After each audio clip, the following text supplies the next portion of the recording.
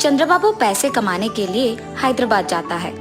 वहाँ एक व्यापार शुरू करने के लिए गहरी सोच में पड़ जाता है। चाय पीने के लिए बाइक पे निकलता है। सर्कल के पास ट्रैफिक पुलिस कुछ लोगों को समझाते रहता है। उसी तरफ जाते हुए चंद्रबाबू को पुलिस पकड़ लेता है। सर क्या हुआ, आपने मुझे क्यों पकड़ा? तुमने हेलमेट नहीं पहना और वो कानून के खिलाफ है, इसीलिए मैंने तुम्हें रोका है।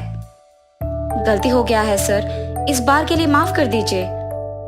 ठीक है, फाइन भर के जाओ। फाइन कितना है सर? 500।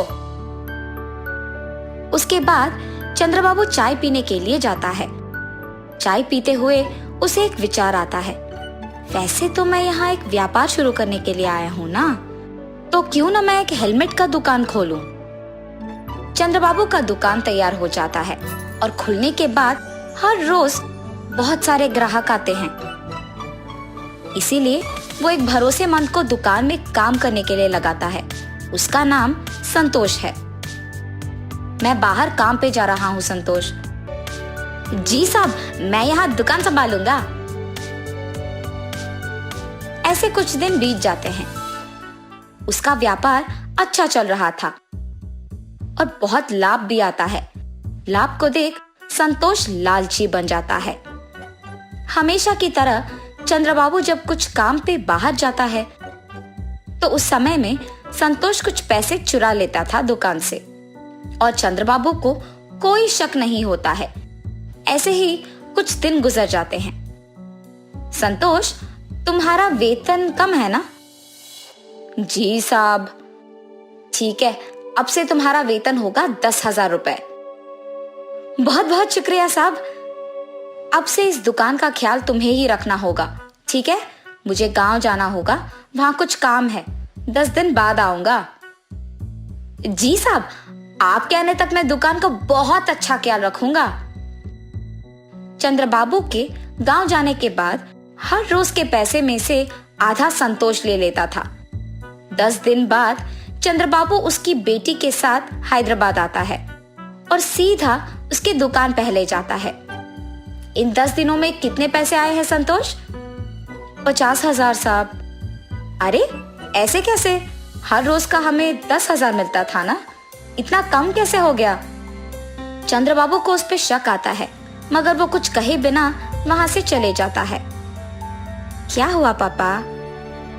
कुछ नहीं बेटी, मेरे गांव आने से पहले हमारा दुकान लाभ में चल रहा था, लेकिन इन 10 दिनों में बहुत कम हो गया है। लगता है कि हेलमेट ज्यादा नहीं बिक रहे। पापा, शायद संतोष कुछ पैसे ले रहा है। अरे नहीं नहीं, वो ऐसे नहीं करेगा, बहुत ईमानदार है वो। अच्छा ठीक है पापा, आप आके पहले खाना खा लीजिए। सुबह के समय में दिव्या दुकान को किसी के आने से पहले एक सीसी कैमरा लगवाती है और वहां से चले जाती है।